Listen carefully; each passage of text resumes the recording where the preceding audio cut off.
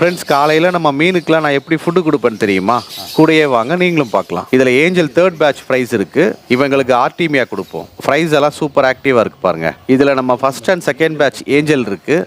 விட்டா கையிலேயே வந்து வாங்கிடும் போல் அவ்வளோ சூப்பராக சாப்பிடுது பாருங்க. இதில் நம்ம ஏஞ்சல் பேரண்ட் திரும்ப எக் வச்சிருக்கு. அவ்வளோ சீக்கிரம் வரமாட்டாப்புல.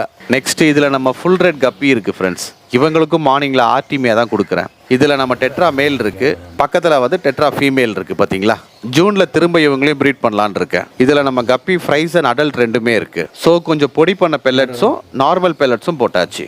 இதில் நம்மக்கிட்ட பொரிச்ச டைகர் பார்ட் ஃப்ரைஸ் இருக்குது. அவ்வளோ சீக்கிரம் கிட்ட வராது. பெரிய தொட்டியில் நம்மக்கிட்ட பொரிச்ச டெட்ரா இருக்குது பாருங்க. இவங்க நல்லா ஆக்டிவாக சாப்பிடுவாப்புல. இந்த மாலி மேல் என்ன வெரைட்டின்னு தெரிஞ்ச கமெண்ட்ல மென்ஷன் பண்ணுங்க ஃப்ரெண்ட்ஸ்.